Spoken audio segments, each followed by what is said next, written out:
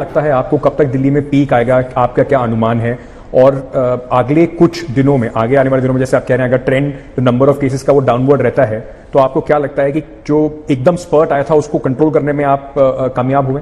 जो एकदम से स्पर्ट आया था उसमें जो सबका सहयोग लिया हम लोगों ने, वो चाबी है उसकी। किसी ने हमें टेस्टिंग किट दी है, किसी ने हमें एक्सपर्ट एडवाइस दी, किसी ने हमें अपनी जगह दी, किसी ने कोई सहयोग दिया, किसी ने होटल दिया, किसी ने ये दिया, किसी ने, सबका सहयोग जो था उसने आज अपने को, दिल्ली को उस कठिन परिस्थिति से निकाल लिया है। आज दिल्ली स्टेबल नजर आती है, दिल्ली के आंकड़े स्टेबल नजर आते हैं, दिल्ली में उतनी प्रॉब्लम नजर नहीं आती।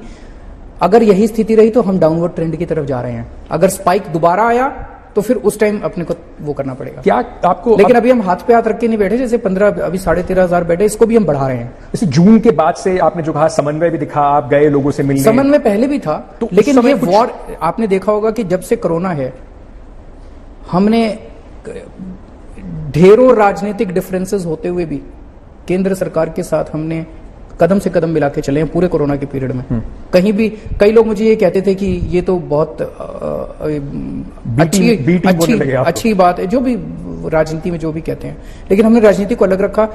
जून के महीने में एक वॉर लेवल पे जब हमने देखा कि हमारी उम्मीदों से कहीं ज्यादा आगे चला गया, तो वॉर लेवल पे एफर्ट्स किए और बहुत सारे लोगों को ज्वाइन कराया।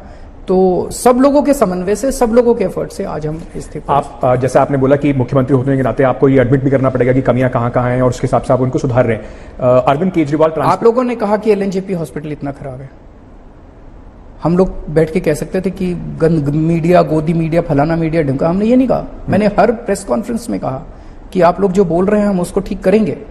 मैंने वहां पे डॉक्टर से बात की, जो जो कमियां थी एलएनजेपी हॉस्पिटल में, उन सारी कमियों को दूर करने की कोशिश की। वहां पे सबने सहयोग किया।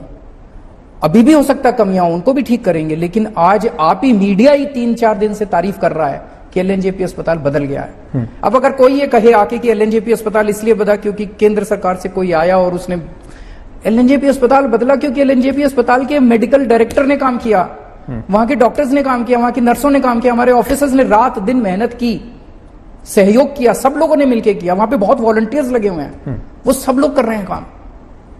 मैं ये पूछना चाह रहा था आपसे कि जो अभी फिलहाल जो स्थिति है दिल्ली के अंदर, बेड्स तो आप बढ़ा रहे हैं, जो मेडिकल कर्मचारी हैं, डॉक्टर्स हों, नर्सेज हों, बाकी हेल्थ कर्मचारी हों, उनको लेकर क्या करा जा रहा है? एलएनजेपी के अंदर और अस्पतालों के अंदर बहुत सारे डॉक्टर्स हैं, इनको कोरोना वायरस हुआ, कुछ बड़े डॉक्टर्स की जान भी चली गई इसमें। क्या दिल्ली के पास पर्याप्त मेडिकल स्टाफ है इस समय से जूझने के लिए? एट द मोमेंट है। जैसे मैंने कहा कि इस वक्त एक ट्रेंड ये देखने को मिल रहा है कि दिल्ली में केसेस की संख्या बढ़ती जा रही है। पहले 1000 थी, 2000 हुई, 3000 हुई, 4000 हुई, अब केसेस भी थोड़े घटने लगे हैं। केसेस बढ़ रहे हैं, अस्पतालों में मरीजों की संख्या कम हो रही है। क्यों? क्योंकि ऐसा लगता है कि जो लोग बीमार हो रहे हैं वो उतने सीवियर नहीं है, उनकी इंटेंसिटी माइल्ड है, घर में ही उनका इलाज हो पा रहा है।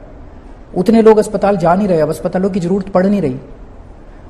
दूसरा एक और भी ट्रेंड देखने को मिला कि पहले लोगों में डर बहुत ज्यादा था। उसे पता चलता था मैं बीमार हो गया, चाहे उसमें सिम्टम हुए ना, वो सीधा अस्पताल भागता था। अब जब वो लोग देख रहे हैं कि 52,000 लोग दिल्ली में ठीक हो गए और उसमें से 30-40 हजार लोगों से ज्यादा घर में ठीक हो गए, तो लोगों को लगता है माइल्ड है तो घर में ही रह लो। हमने ऑक्सीमीटर दे दिया, सबके घर में ऑक्सीमीटर पहुंचा दिया, जो जो लोग बीमार थे। अब वो अपनी देख लेता है हर घंटे में ऑक्सीजन ठीक है, बस इतना देखना। तो लोगों में कॉन्फिडेंस भी पैदा हुआ है पिछले 1 महीने के अंदर कि सबको अस्पताल भागने की जरूरत नहीं है। जब सब अस्पताल नहीं भाग रहे तो डॉक्टर्स और नर्सेज की इस टाइम पर्याप्त